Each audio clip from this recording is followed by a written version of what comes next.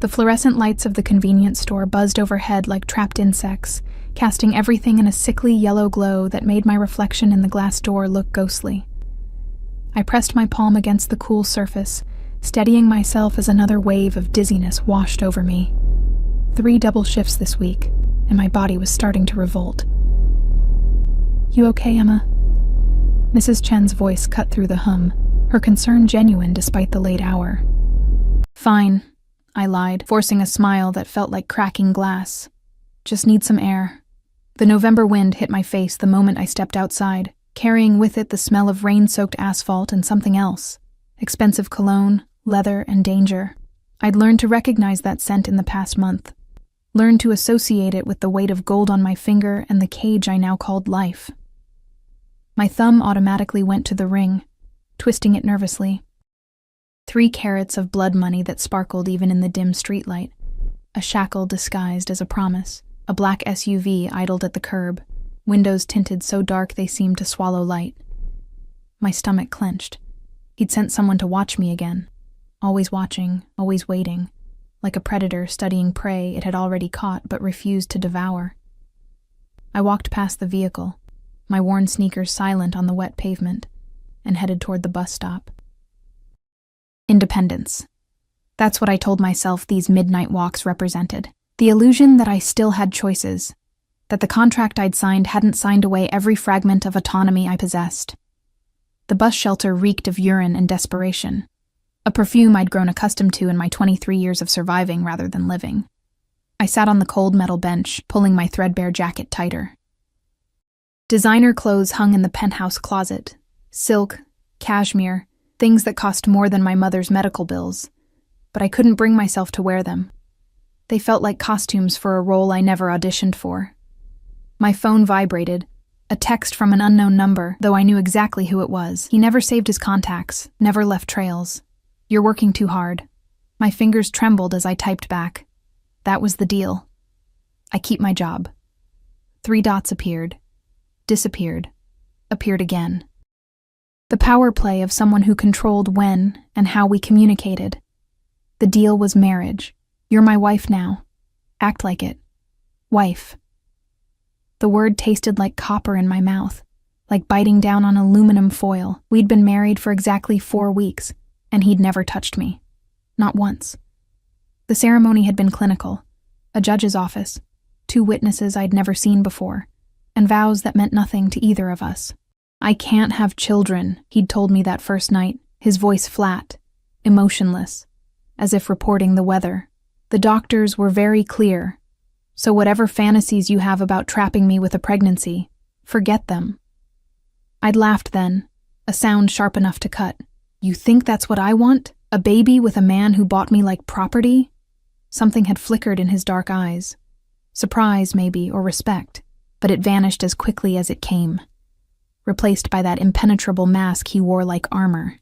The SUV's door opened. Marco stepped out, all 6'3" of Italian muscle stuffed into a tailored suit that probably cost more than my yearly salary. His hand rested casually on his hip, where I knew he kept his gun.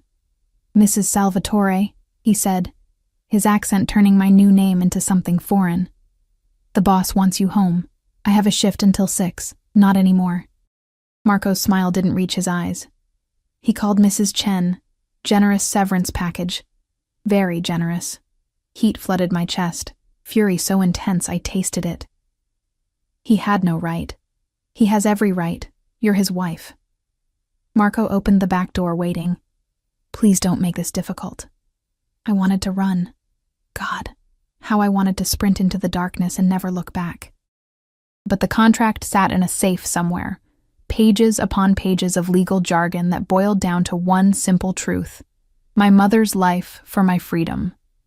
Stage 4 cancer didn't care about my pride, and the experimental treatment in Switzerland cost more than I'd earn in 10 lifetimes. I stood, legs shaky, and walked toward the SUV like a prisoner approaching the gallows. The interior smelled like him, bergamot and cedar, mixed with something darker, more primal. I'd never ridden in his personal vehicle before. He always sent drivers, kept his distance, maintained the fiction that this was a business arrangement rather than ownership.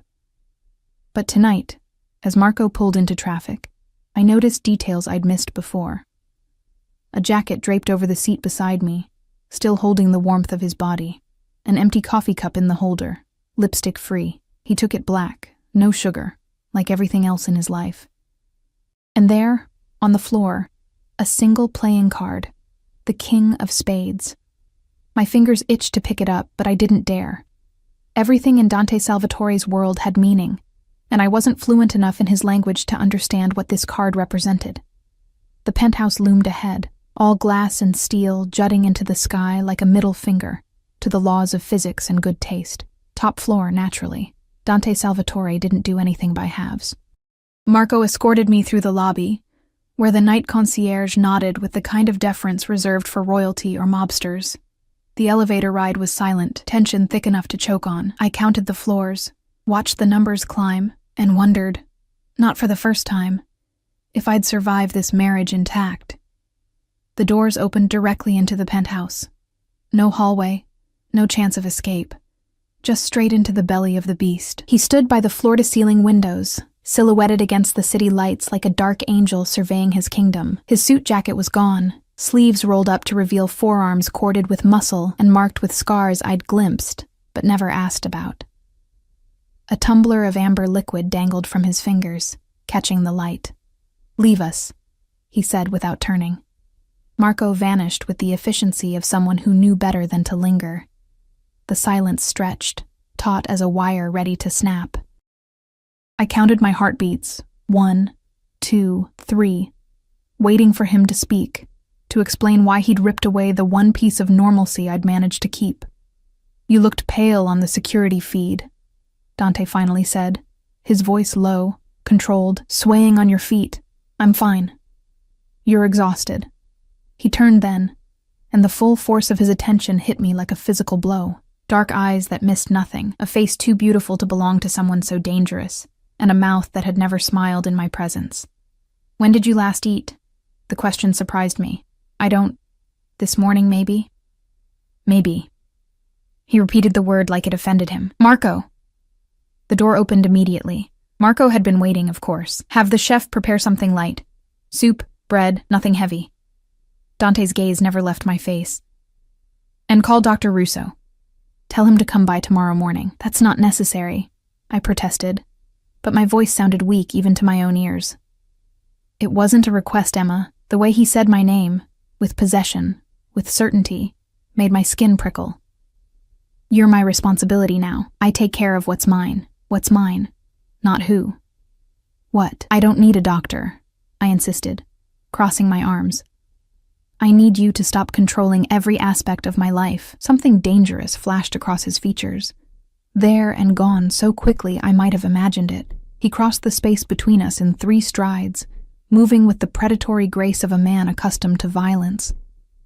This close, I could smell the whiskey on his breath, see the shadow of stubble along his jaw, count the flecks of gold in his dark eyes. This close, I could almost believe the rumors, that he'd killed his first man at 16, that he'd built his empire on blood and betrayal, that he'd never lost a fight or a negotiation. "Your life belongs to me," he said softly, each word precise as a surgeon's cut. "Every breath, every heartbeat, every minute of every day, that was the agreement. Your mother lives, and you become mine. Or have you forgotten?" Tears burned behind my eyes, but I refused to let them fall. "I haven't forgotten. How could I when you remind me every chance you get?" His jaw tightened, and for a moment, I thought I'd gone too far, but instead of anger, something else crossed his face, something that looked almost like regret. "Eat," he ordered, stepping back, "then sleep. You look like hell." "Romantic," I muttered, but moved toward the dining area where Marco was already setting out bowls of something that smelled divine despite my churning stomach. Dante returned to his window, his whiskey, his empire of shadows and secrets.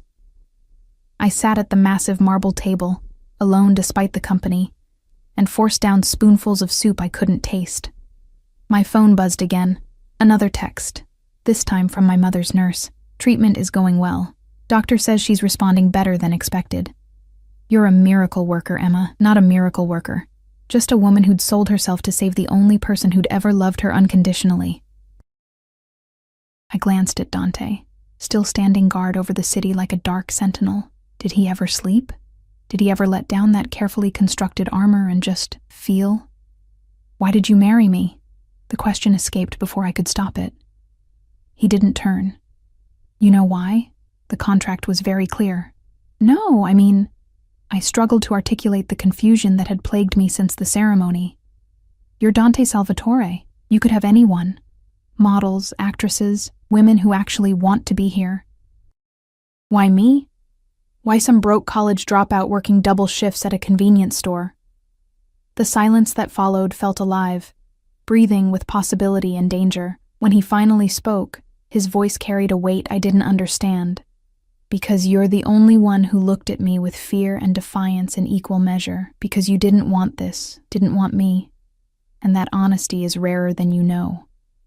He paused, taking a long drink. "And because you remind me that some things can't be bought no matter how much money I have." My throat tightened. "Then why buy me?" "Because I'm a selfish bastard who takes what he wants, even when he knows he shouldn't." He turned then, and the raw hunger in his eyes sent ice down my spine. "Finish your food. You're going to need your strength." "For what?" His smile was all edges, no warmth. "For surviving me." The soup bowl slipped from my fingers, clattering against the marble table as the room tilted sideways. Dante's face swam in my vision, concern replacing calculation, his mouth forming my name, but the sound arrived delayed, distorted. Then darkness swallowed everything, and my last conscious thought was that falling felt remarkably like flying. I woke to Egyptian cotton sheets that cost more than my security deposit, and the scent of sandalwood clinging to the pillow beside me. A pillow that bore the indent of someone's head, but was now cold to the touch. Dante had slept next to me. The realization sent adrenaline spiking through my veins. I sat up too quickly, and the room spun in lazy circles before settling. Sunlight streamed through the floor-to-ceiling windows, painting everything in shades of gold that felt obscene given the circumstances. I was still fully clothed, down to my sneakers. A small mercy, though I couldn't shake the vulnerability of knowing he'd carried me here, placed me in his bed, watched me sleep. The thought made my skin feel too tight. A glass of water sat on the nightstand, condensation beading on its surface, alongside 2 white pills and a note written in sharp, aggressive handwriting. "Take these. Doctor arrives at 9. Don't even think about running." I checked my phone. 8:47 a.m. The pills went down bitter, chased by water that tasted faintly of lemon. My stomach still felt unsettled, a queasiness that had nothing to do with skipped meals, and everything to do with the cage tightening around me with each passing day. The bedroom was obscenely large, decorated in blacks and grays with occasional splashes of deep crimson that reminded me of dried blood. Everything screamed masculine power, from the abstract paintings that probably cost 6 figures to the bookshelf lined with first editions and tactical manuals. No photographs, no personal touches, nothing that revealed the man who slept here. Except for one thing. On the dresser, half hidden behind a watch collection that could fund a small country, sat a rosary. The beads were worn smooth, the crucifix tarnished with age and use. It seemed impossibly out of place in this temple of violence and wealth, a relic from a different life, or perhaps a different version of Dante Salvatore. I reached for it before I could stop myself, running my thumb over the beads. They were warm, as if recently held. My mother's. I spun around, heart hammering. Dante leaned against the doorframe, dressed in charcoal slacks and a white shirt unbuttoned at the collar. His hair was damp from a shower, and without his suit jacket, he looked younger, almost human. Almost. "I'm sorry. I didn't mean to." I set the rosary down carefully, as if it might explode.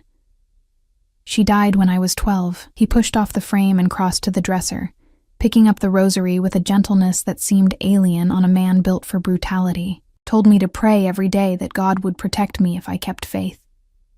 His laugh was bitter, sharp enough to draw blood. She was wrong about that. I didn't know what to say.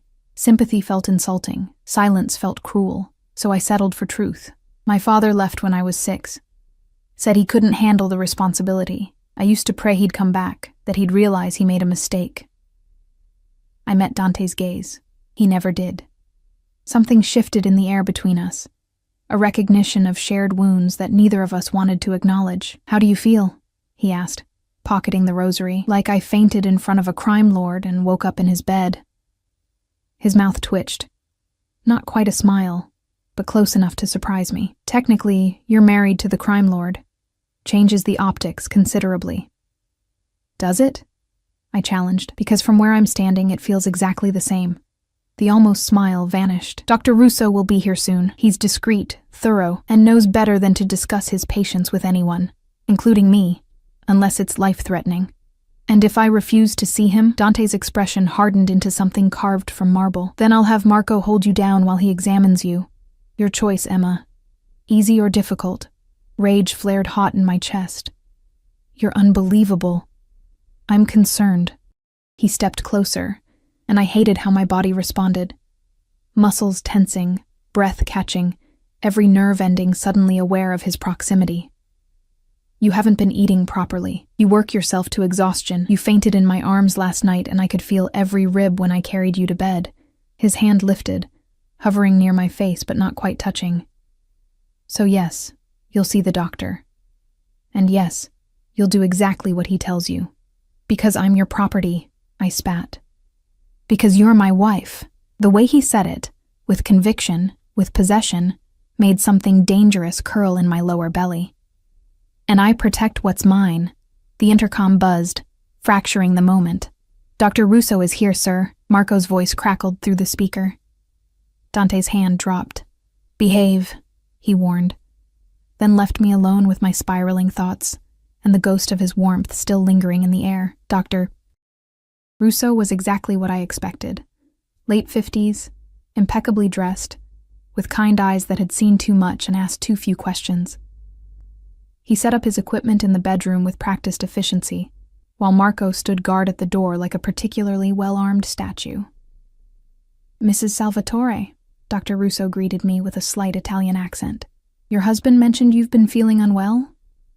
The title still felt foreign, like wearing someone else's skin. I fainted. It was nothing, just exhaustion. He pulled out a blood pressure cuff. Let's make sure, shall we? The examination was thorough but professional. Blood pressure, temperature, heart rate. He asked questions about my medical history, my diet, my sleep patterns. I answered mechanically, my mind elsewhere. When was your last menstrual period? Dr. Russo asked, pulling out vials for blood work. I blinked. What? Your last period, Mrs. Salvatore. When did it start? My mind went blank. When was it? I'd been so consumed with the wedding, the contract, adjusting to this new life that I hadn't paid attention to something so routine. I don't know, I admitted. Maybe 6 weeks ago? 7? Dr. Russo's expression remained neutral, but something in his posture shifted. I see. And you're sexually active? Heat flooded my face. No, we don't. God, why was this so humiliating? The marriage isn't consummated. I understand. He prepared the needle for blood draw with steady hands. Still, given your symptoms, fatigue, nausea, fainting, missed periods, I'd like to run a comprehensive panel. Standard procedure. The needle slid into my vein with barely a pinch. I watched my blood fill vial after vial, deep red, and somehow accusatory. I'm not pregnant, I said firmly. That's impossible. Nothing is impossible, Mrs. Salvatore. But we'll know for certain soon enough. Dr. Russo labeled the vials with meticulous care. In the meantime, I want you to rest, eat regular meals, and take these. He handed me a bottle of prenatal vitamins. I stared at the label.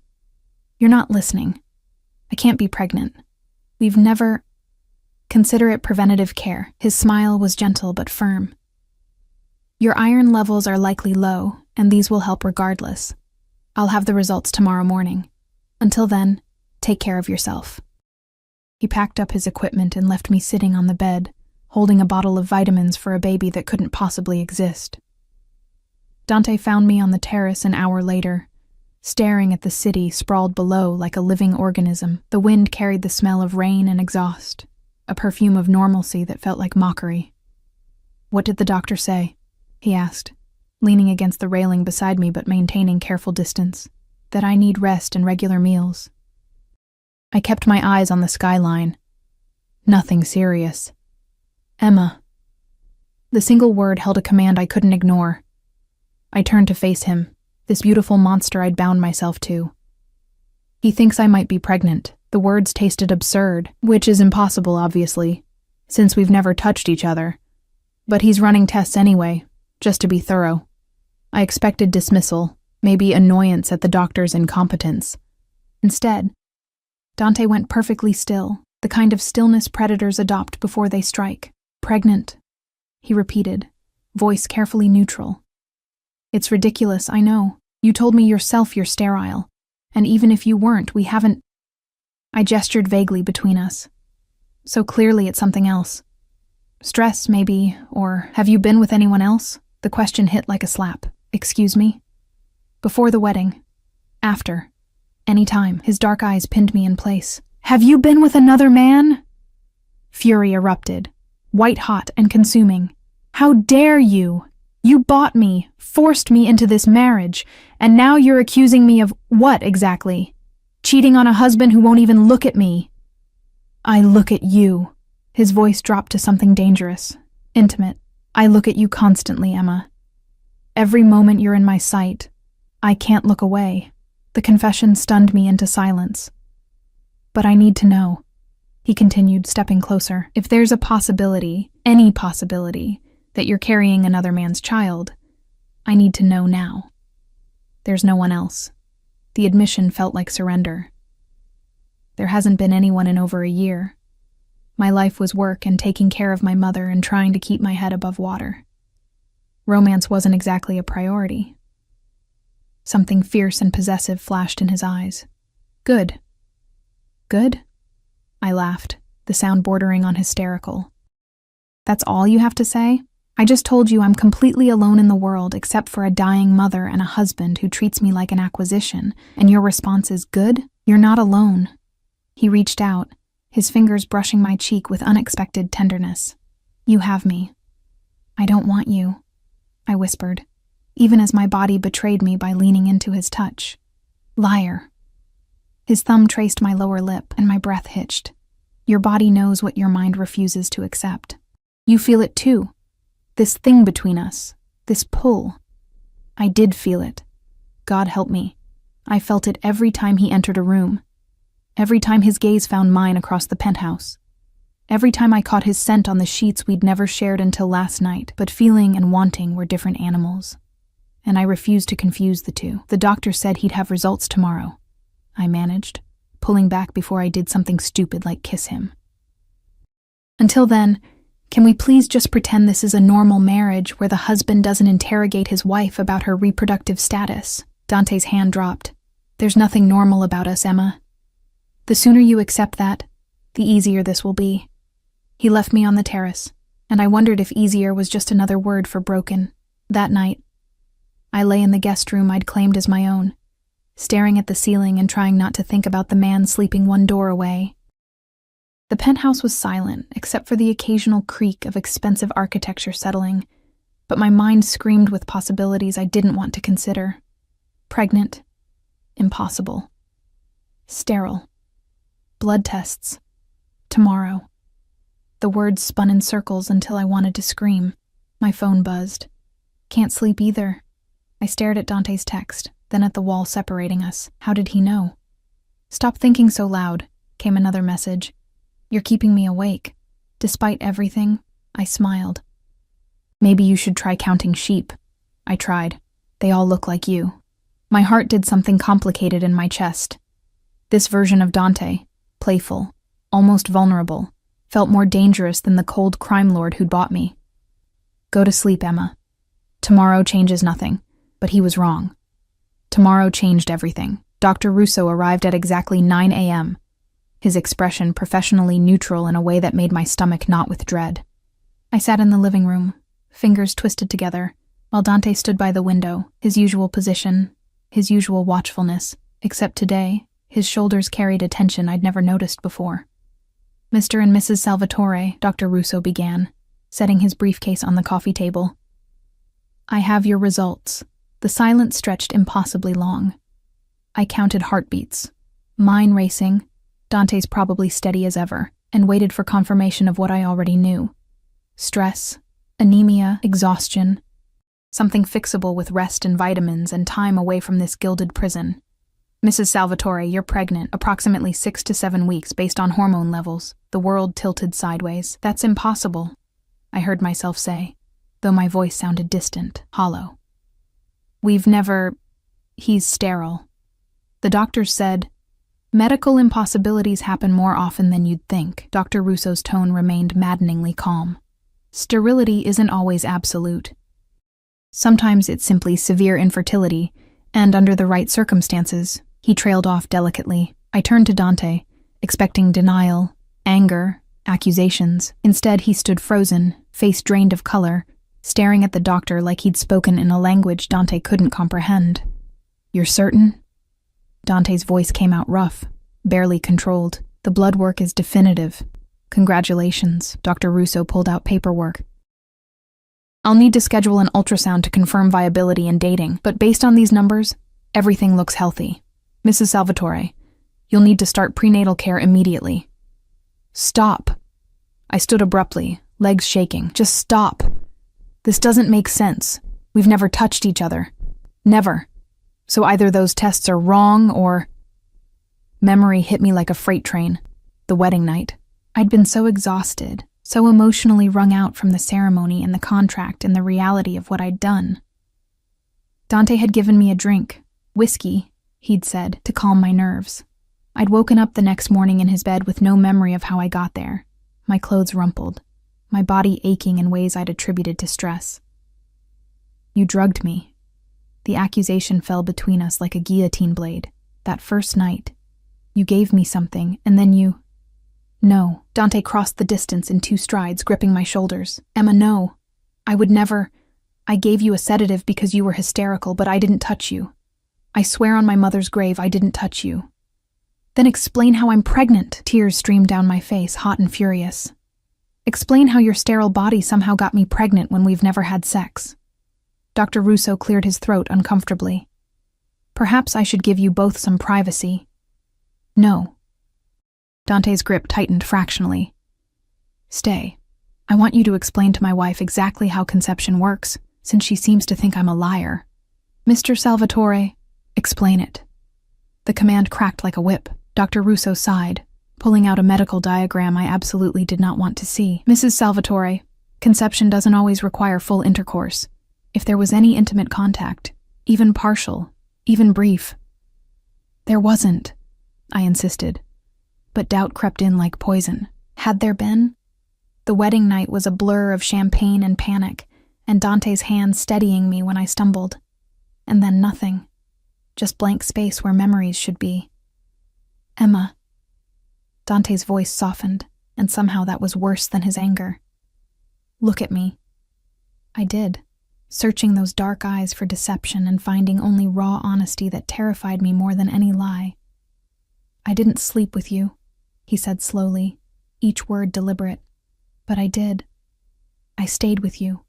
You were upset, crying, and I held you. You kissed me, or tried to. You were barely conscious, so I stopped it, but there was contact. Not intercourse, but...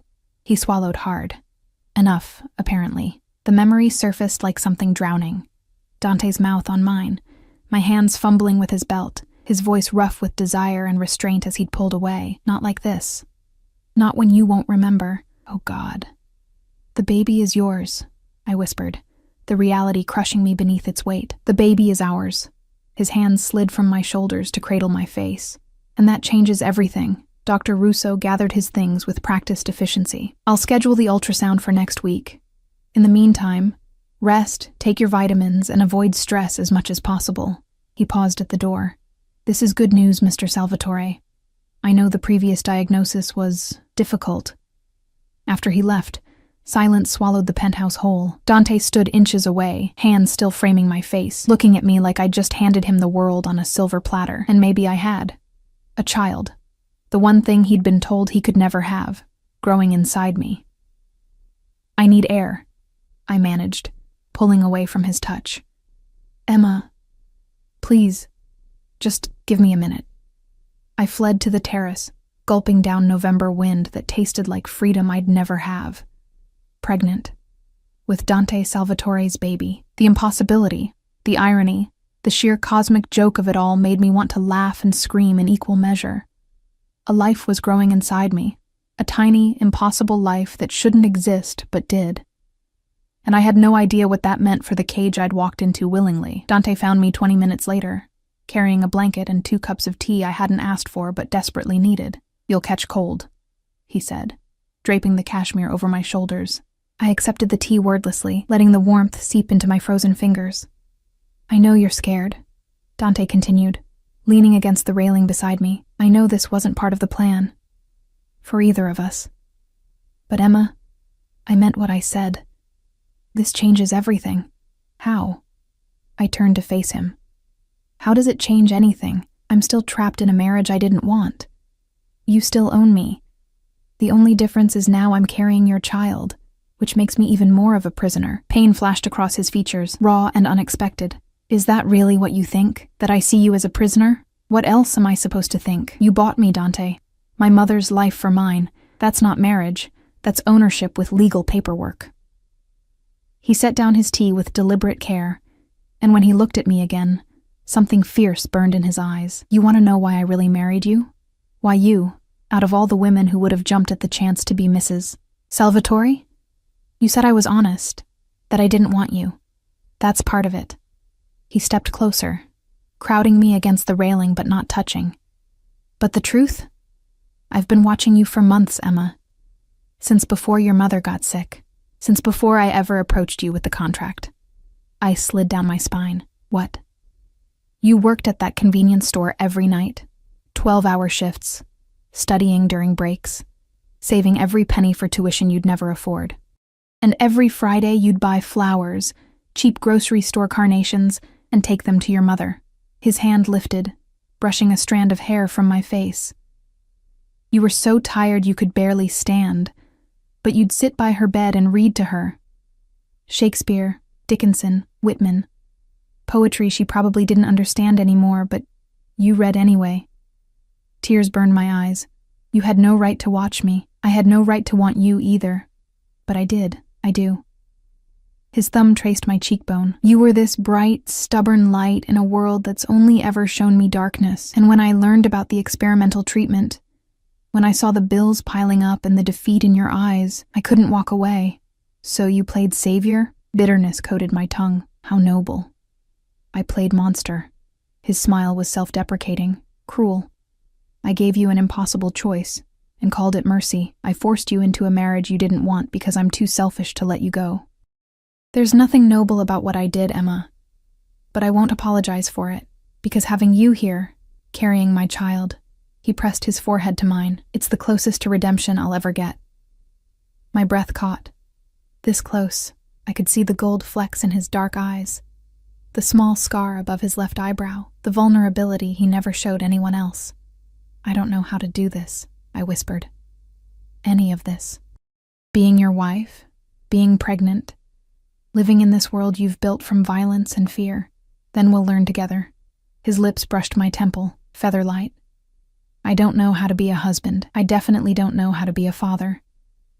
But I know how to protect what's mine. And Emma, you and this baby, you're mine now. Completely. Irrevocably." The possessiveness should have frightened me. Instead, it sent heat pooling low in my belly, a want I couldn't acknowledge without losing whatever remained of my pride. The contract? Fuck the contract. The vulgarity sounded strange on his lips. "You think I need a piece of paper to keep you here? You're pregnant with my child. The first child I ever thought I'd have. Nothing and no one will take that from me." "What about what I want?" His eyes searched mine. "What do you want, Emma?" The question hung between us, loaded with implications I wasn't ready to explore. What did I want? Freedom seemed like a fantasy now, tainted by the life growing inside me. But staying here, becoming the wife he clearly wanted me to be, meant surrendering the last pieces of myself. "I want my mother to live," I said finally. "I want this baby to be healthy, and I faltered, the truth too dangerous to speak aloud. "What?" Dante pressed, his hands sliding to my waist. Tell me what you want, and I'll give it to you. Anything. You. The thought terrified me. I want you, even though I shouldn't. Even though wanting you means losing myself. But I couldn't say it. Not yet. Maybe not ever. I want to visit my mother, I said instead. I haven't seen her since the wedding. I need to tell her about the baby. Something like disappointment flickered in Dante's expression, but he nodded. I'll arrange it. Tomorrow, Marco will drive you. Alone.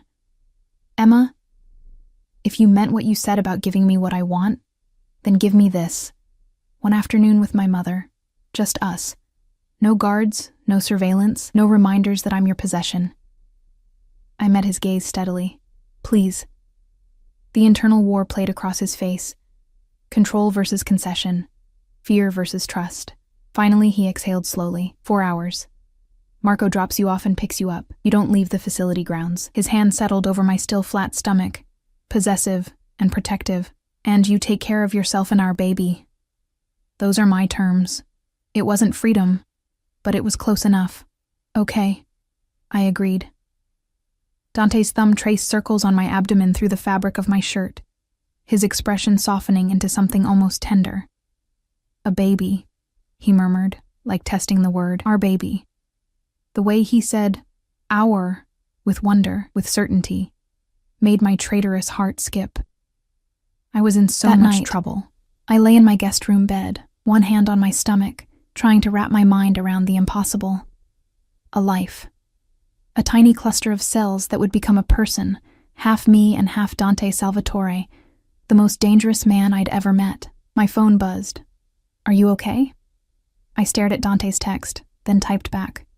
Define okay. Alive. Safe.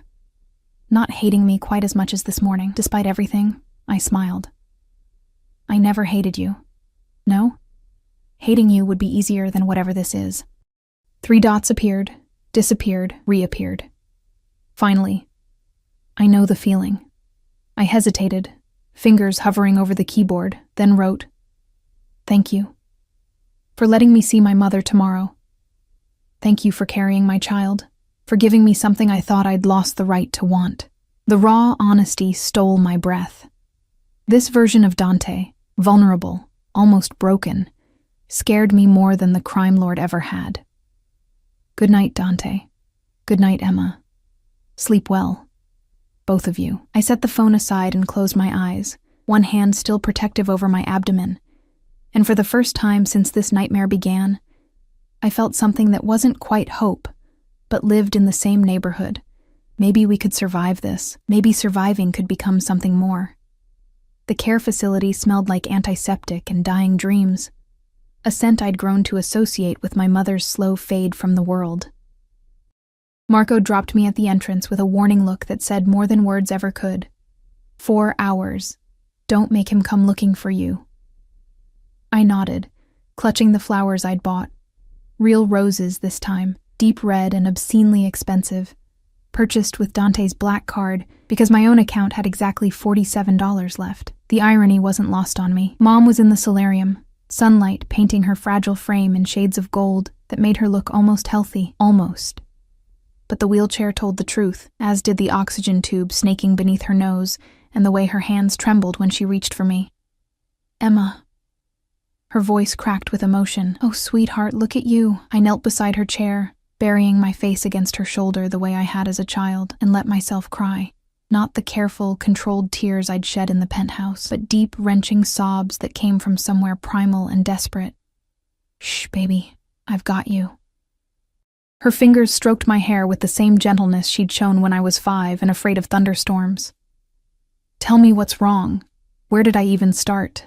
The forced marriage, the contract written in my blood and her survival, the husband who watched me like I might disappear if he blinked, the impossible pregnancy growing inside me. I'm married, I managed between gasps, and pregnant. Mom went absolutely still. Then carefully, pregnant? I pulled back, wiping my eyes with the back of my hand. 6 weeks. The doctor confirmed it yesterday. But you said the marriage was just that it was for the money, for my treatment. Her gaze sharpened despite the morphine haze. "Emma, what did you do?" "What I had to." I stood, pacing the small solarium. "You were dying, Mom. Stage 4 pancreatic cancer with a 6-month prognosis. The experimental treatment in Switzerland was our only chance, and it cost $3 million. $3 million I'd never have in 10 lifetimes. So you sold yourself?" Not a question. An accusation wrapped in maternal heartbreak.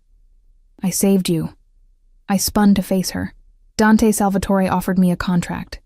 Marriage in exchange for your treatment. Fully funded, best doctors in the world. What was I supposed to do? Let you die because I was too proud to accept help? Help?" Mom's laugh was bitter, painful. "Sweetheart, men like Dante Salvatore don't help. They own. They consume. They take and take until there's nothing left." Her eyes filled with tears. "I would have rather died than watch you sacrifice yourself for me." The words hit like a physical blow. "Don't say that. It's true. You think I don't know who he is, what he is?" She gripped the wheelchair arms, knuckles white. "I've been following the news, Emma. Dante Salvatore, the Salvatore family. They're not just wealthy businessmen. They're criminals, killers. And you married into that world to save a dying woman who's lived her life." "You're my mother," I whispered. "You're all I have. And now you're pregnant with a monster's child." The word, monster, lodged in my chest like a bullet, because she wasn't wrong. Dante was dangerous, violent, capable of things that would horrify me if I let myself think about them too long.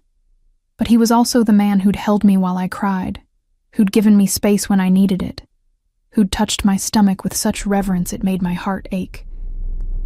"He's not a monster," I said quietly. "Or maybe he is, but he's not just that. He's complicated. Stockholm Syndrome is also complicated." Mom reached for my hand. "Baby, listen to me. It's not too late. We can find another way. I can stop treatment, use what's left for lawyers, get you out of this marriage." "No." I pulled away. "I won't let you die, and even if I wanted out, it's too late. I'm carrying his child. Dante would never let me go now. Then we run. Tonight. I'll discharge myself. We'll disappear. Mom, stop." I knelt again, taking her trembling hands in mine. "You can barely walk 20 feet without oxygen. Where exactly would we run? And even if we could, do you really think Dante wouldn't find us?" I pressed her palm to my still flat abdomen. "This baby is his, the first child he thought he could never have. He'd hunt us to the ends of the earth." Defeat settled over her features like a shroud. "So you're trapped." I made a choice. The words tasted like ash. Maybe not a good one, but mine nonetheless, and now I have to live with the consequences. We sat in silence, her hand still resting on my stomach, both of us contemplating futures we'd never imagined. "Tell me about him," Mom finally said. "Not Dante Salvatore, the crime lord, the man you married, the father of your child." I didn't know how to answer that. What could I say? That he terrified and fascinated me in equal measure? That his touch made my skin burn? That I dreamed about him more nights than I cared to admit? "He's possessive," I started carefully. "Controlling. He needs to know where I am, what I'm doing, who I'm with. It's suffocating. But," I smiled despite myself, "but he's also protective. Gentle sometimes in ways that surprise me. Last night he texted me goodnight. Not just me and the baby, like we're this unit now." I traced patterns on her wheelchair arm. "He watches me when he thinks I'm not looking, not in a creepy way, but like he's trying to memorize me, like I might disappear. Do you love him?" The question stole my breath. I barely know him. That's not what I asked. Did I love Dante? Love seemed too simple a word for what twisted between us. Want and fear, resentment and attraction.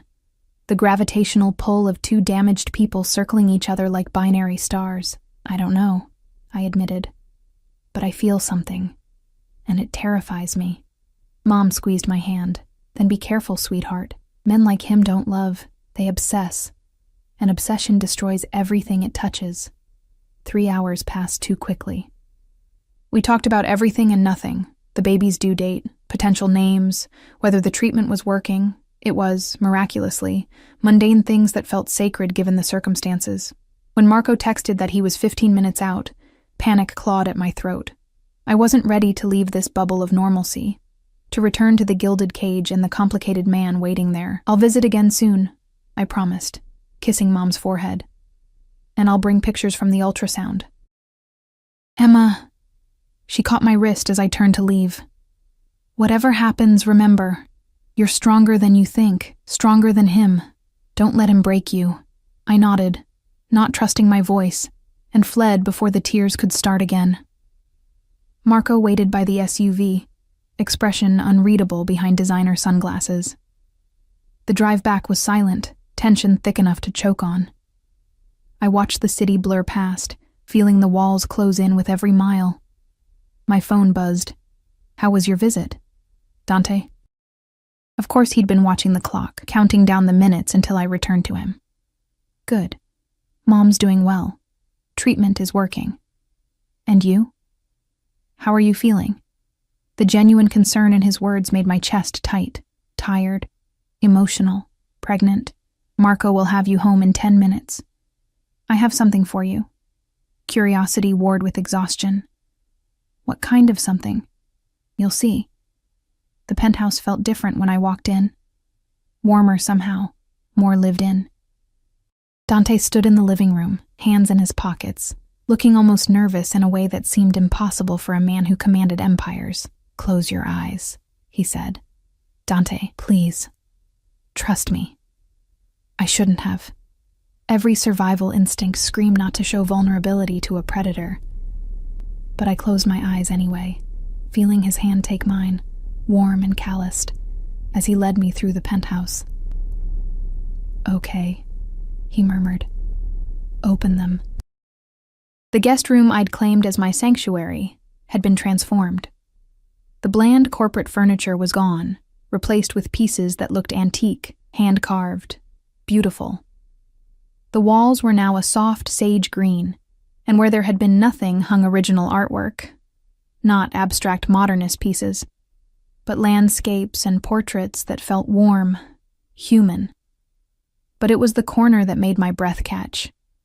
A rocking chair sat beside the window, cushioned in cream fabric. Next to it stood a bookshelf already filled with children's books, classic fairy tales, modern picture books, some in English and some in Italian, and against the far wall, a crib, I whispered. I know it's early. Dante's voice came from behind me, uncertain in a way I'd never heard. The baby won't need it for months, but I saw it and I thought. He trailed off, and when I turned, his expression was almost vulnerable. I wanted you to know this is real for me, that I'm committed to this. To you, to our family. Our family. The words should have felt like chains tightening.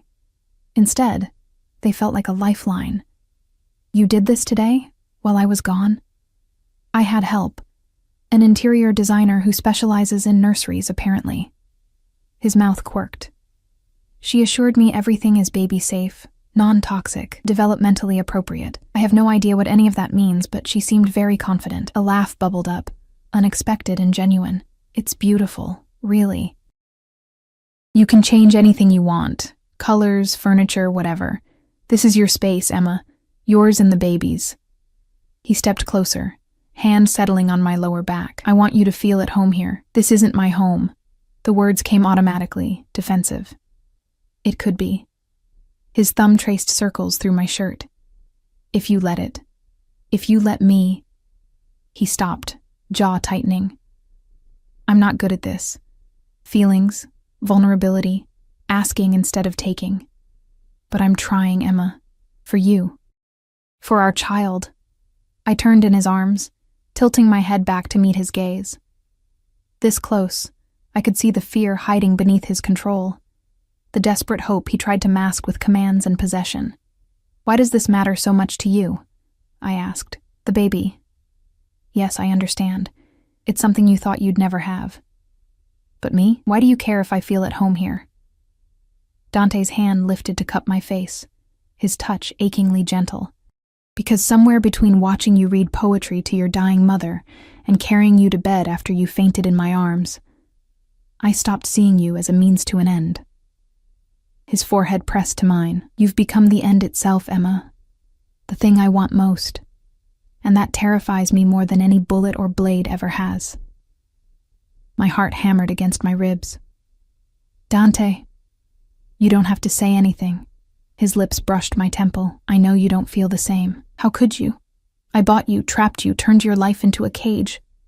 But maybe someday, he pulled back, dark eyes searching mine. Maybe someday you'll see me as more than your captor. The kiss happened before I could think better of it. My mouth finding his, my hands fisting in his shirt, pulling him closer even as every rational thought screamed to run. He tasted like whiskey and want. And when his arms wrapped around me, I felt simultaneously trapped and free. Emma, he groaned against my lips. We shouldn't. You need rest. Shut up, I whispered, and kissed him again. This time he didn't hold back. His mouth claimed mine with devastating thoroughness, one hand tangling in my hair while the other pressed against my lower back, molding me to him. Heat pooled low in my belly, want mixing with something more dangerous, more permanent. When we finally broke apart, both breathing hard, Dante looked at me like I'd just rewritten his entire world. That was, he started, a mistake, I finished, stepping back. Hormones. Pregnancy hormones making me crazy. Emma, I need to lie down. I fled toward the bedroom, away from his knowing gaze and my own traitorous heart. Thank you for the nursery. It's perfect. I closed the door before he could respond, pressing my back against it, fingers touching my still tingling lips. What was I doing? Kissing the man who owned me, letting myself want him, pretending this could be anything other than a beautifully decorated prison? But God, for just a moment, it had felt real. And that was the most dangerous thing of all. Block 5. The ultrasound appointment arrived too quickly, bringing with it a nervousness that made my hands shake as I dressed. Dante had been different since the kiss 3 days ago. More attentive, more present, touching me constantly in small ways that felt both possessive and tender. A hand at my lower back, fingers brushing mine as he passed me coffee. His palms settling on my stomach whenever we sat together. It was driving me insane. Ready? He asked from the doorway, looking unfairly handsome in charcoal slacks and a black sweater that emphasized shoulders built for violence. I nodded, not trusting my voice. The medical facility was exclusive, private, the kind of place where celebrities and criminals received care far from prying eyes. Dr. Russo met us in an examination room decorated to feel less clinical, soft lighting, comfortable chairs, abstract art that probably cost more than my education. Mrs. Salvatore, Mr. Salvatore. He shook our hands. Excited to see your baby today? Dante's fingers tightened around mine. Very. I lay back on the examination table, heart racing as Dr. Russo prepared the ultrasound equipment. Dante stood beside me, one hand gripping mine while the other hovered protectively near my shoulder, as if ready to shield me from whatever came next. This will be cold, Dr. Russo warned, spreading gel across my abdomen. The wand pressed against my skin, and suddenly the monitor filled with grainy black and white images that meant nothing to my untrained eye. Dr. Russo moved the wand slowly, methodically, his expression focused. There, he said, pointing to a small bean-shaped blob on the screen. That's your baby. My breath caught. That tiny thing, barely visible, impossibly fragile, was a life. Our life, half me, half Dante, already real in ways I couldn't comprehend. And here, Dr. Russo clicked a button, and suddenly sound filled the room. A rapid whooshing, like horses galloping or waves crashing, rhythmic and strong. The heartbeat, Dr. Russo explained, 162 beats per minute. Perfect. I felt Dante go absolutely still beside me. When I turned to look at him, tears streamed down his face, silent, unguarded, raw with emotion I'd never seen him express. That's our baby? His voice broke on the words. That's really your baby, Dr. Russo confirmed, smiling. Measuring right on track for 7 weeks. Everything looks healthy. Dante's hand found my stomach, pressing gently as if he could feel the life growing there through skin and muscle. It's so small, but mighty, I whispered, my own tears starting. Listen to that heartbeat. We stayed like that, frozen in a moment of perfect vulnerability, while our baby's heartbeat filled the room like a promise neither of us knew how to keep. Dr. Russo printed several images, tactfully ignoring our emotional breakdown, and gave us instructions about prenatal care, diet, what to expect in the coming weeks. I barely heard him. My entire focus was on the man beside me, watching him transform from crime lord to father right before my eyes. In the SUV afterward, Dante held the ultrasound pictures like they might disintegrate. I never thought. He cleared his throat. The doctors were so certain. No chance, they said. My body couldn't. He pressed his fist against his mouth, shoulders shaking. I reached over, taking his free hand. But it did. We did. And now we have this impossible, perfect thing. He turned to me, eyes red-rimmed but blazing with intensity. I need you to understand something, Emma. That baby, our baby, changes everything. Not just for me, but for us. For what this marriage means. Anxiety prickled down my spine. What do you mean? I mean I won't let you leave, ever. His hand cupped my face with devastating tenderness. I know the contract said 3 years. I know you've been counting down the days until you're free. But Emma, I'm tearing up that contract. You're mine now. Permanently. Irrevocably. The mother of my child, and I will burn this city to the ground before I let you go. I should have been terrified. Should have recognized the cage door slamming shut, the last escape route closing. Instead, my traitorous heart skipped with something that felt dangerously like relief. You can't just... I can. I am. He leaned closer, his breath warm against my lips. Tell me you don't feel it too, this thing between us. Tell me those kisses meant nothing, that you don't think about me the way I think about you, constantly, obsessively, until it feels like madness. Dante? Tell me, he demanded, and I'll try to let you go when the 3 years are up. Lie to me convincingly enough, and I'll honor the original contract. My mouth opened, the lie ready on my tongue. I don't want you. I'll never want you. Let me go. But the words wouldn't come, because they weren't true. Somewhere between the forced marriage and the impossible pregnancy, between his vulnerability and his violence, I'd started falling for Dante Salvatore. Maybe I'd been falling since that first night when he'd stopped himself from taking what I'd offered in my drugged haze. Maybe I'd been falling since he'd arranged my mother's treatment without demanding anything in return except my presence. Or maybe I'd been falling since the moment I saw him cry over our baby's heartbeat. I can't, I whispered. I can't tell you that. Triumph and tenderness warred in his expression. Then say what you can. Give me something, Emma. Anything. I'm scared. The confession tore from somewhere deep. I'm terrified of wanting you, of needing you, of this becoming real. Because if I let myself love you, Dante, if I let these walls come down and you destroy me anyway, I shook my head. I won't survive it. Then I'll make sure you never have to. His forehead pressed to mine. I'll spend every day proving you can trust me. That I'll protect you. That you and our baby are the most important things in my world. You're a criminal, I reminded him, even as my hands fisted in his sweater. You hurt people, kill people. How can I trust someone capable of that? Because the monster I am to the rest of the world? His thumb traced my lower lip. He bows at your feet, Emma. You've tamed something I didn't think could be tamed. The kiss was inevitable, desperate and claiming, his mouth on mine like he was trying to brand me from the inside out. I kissed him back with equal fervor, months of denial and want pouring into the connection. Mr. Salvatore, Marco's voice crackled through the intercom. We're being followed. Dante pulled back instantly, expression shifting from tender to lethal in a heartbeat. How many vehicles?